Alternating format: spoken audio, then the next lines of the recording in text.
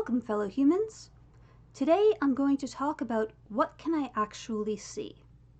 I get this question a fair bit since I lost most of my vision, and it's a really hard one to answer. I think if you ask a sighted person, what can you see, it's actually a hard question for them to answer too.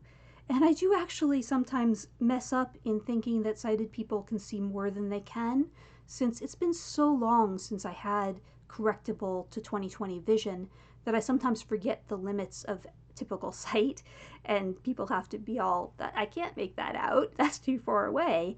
I'm like, oh, okay, I mean, you're supposed to be sighted, I'm the one here who's impaired, but I guess you can't see everything.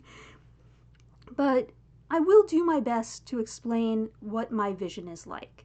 And I do want to be clear that there are a whole lot of ways people can lose vision, so this is just me. I'm not talking about any other visually impaired person out there. So, first of all, my eyes are both really different.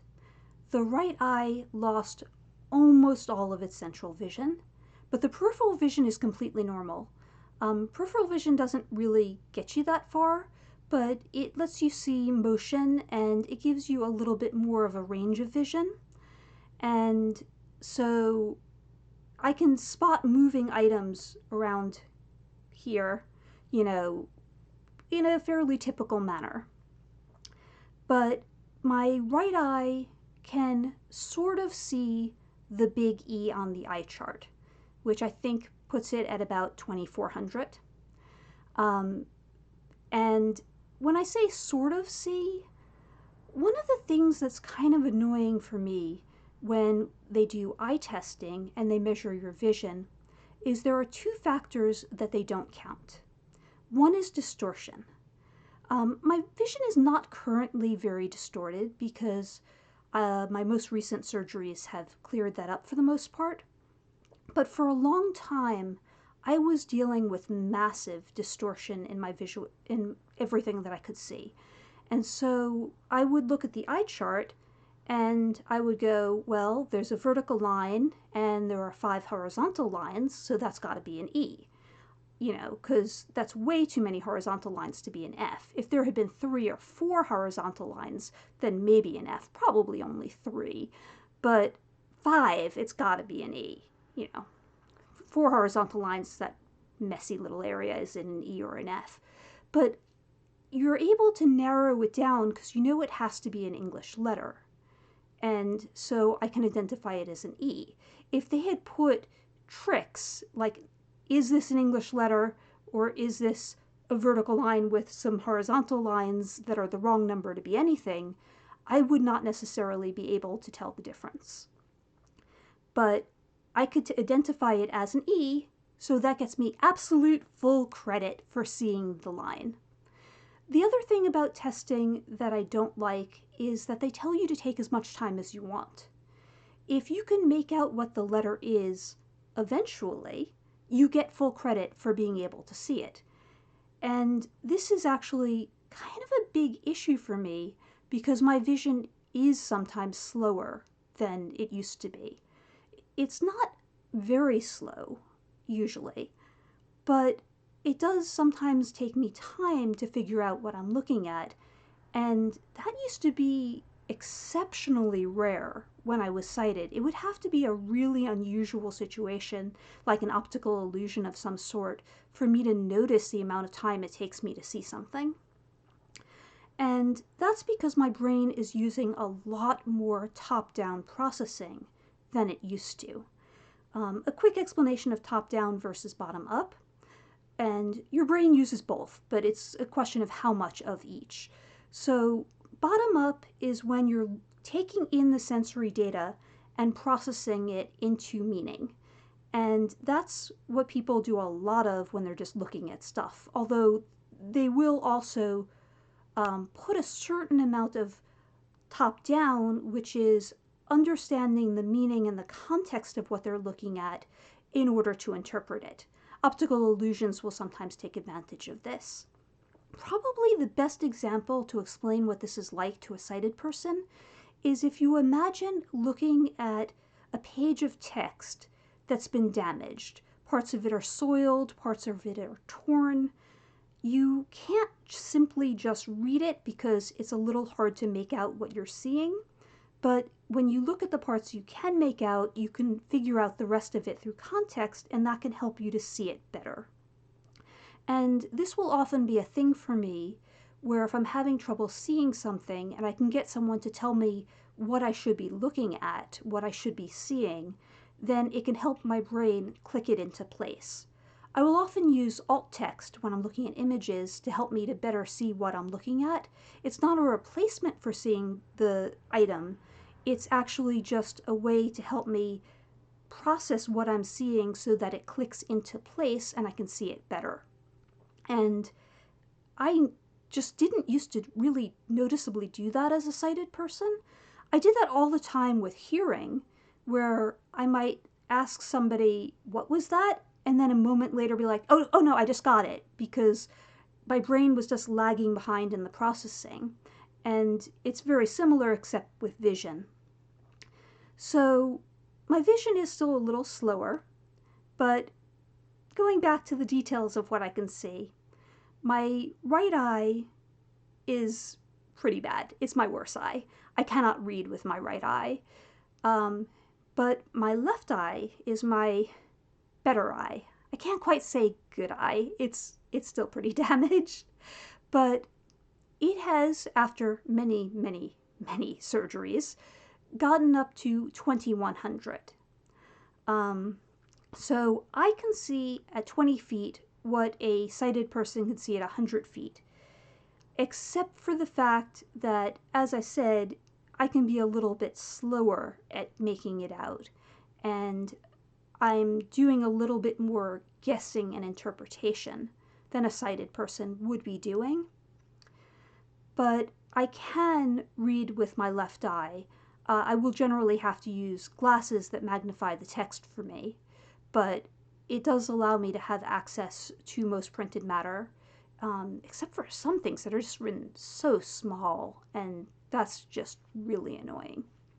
But my left eye has extra blind spots because they needed to do surgery to hold the retina on, and in the process of doing those surgeries, they had to burn away parts of the retina itself. The retina is like the film of the eye that allows you to see, and since parts of mine were destroyed in the process of helping me, I have more blind spots than you're supposed to have.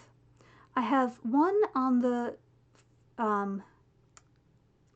far right and one on the near left. I don't notice the one on the far right, but the one on the near left causes me a lot of problems, because often when I'm reading, I will miss just a teeny bit of what I'm reading, and this is particularly annoying if it's the word not, or letters like un that are reversing the meaning of what I'm reading.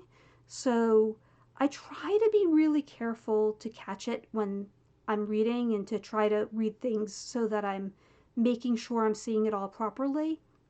But I will sometimes completely reverse the meaning of something or get it wrong because of my vision.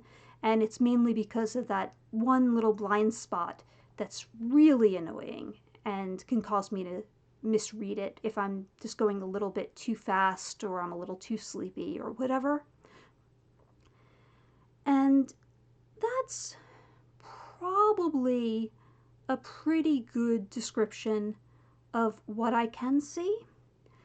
But I will say that a really big issue I've had since having these vision problems is that I really dislike the way we measure vision, because, as I said, they don't count how long it takes or how distorted the vision is, and I think those factors should be relevant. And it's not just a matter of qualifying for disability or being legally blind versus visually impaired, which has both legal differences and safety differences. Because I definitely felt safer when I could use the white cane to alert other people that I will mess things up visually more than most people will do. But it's also an issue because we do vision tests for driving. I don't know if anyone with good enough vision to drive is going to have noticeably slowed down vision. I really hope that doesn't happen, but driving is a situation where reaction time matters. It can be a matter of life and death, and I think we should measure speed of vision for driving tests. I think you should be required to be able to see rapidly to be allowed to drive, and so I really hope that's not an issue. I also think visual distortion would be more of a problem for driving as well. And again, I'm just hoping that if your vision measures well enough to be legally allowed to drive, that it's not a problem. But it's just one of those things that I think about sometimes and worry about because I just don't know. At my level, I'm not going to be driving. I'm nowhere near the legal cutoff for driving. You do not have to worry about me being on the road. And I also have no desire to endanger my life or others by doing something that horrible when I know my vision cannot handle it.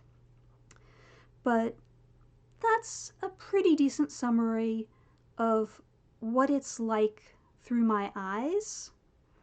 And I think the only thing that I can add to it is that I can't always tell if what I'm watching is real life actors or some form of fairly realistic animation.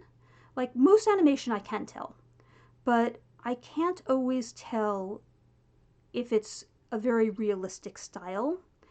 And I also have the issue that sometimes in person, in reality, my vision will distort enough that somebody I'm looking at will fall into the uncanny valley. And they'll just look a bit disturbing. And I have learned to just keep my mouth shut and wait for it to pass. Because I know that they aren't actually some weird thing. They're just a person, and it's just the way my vision is. But it is annoying. I don't like it. And it's definitely a factor from the visual problems that I have. My vision isn't highly distorted at this point, but there probably is some minor distortion still in there. It's been a really long time since I've seen the world through fairly typical vision.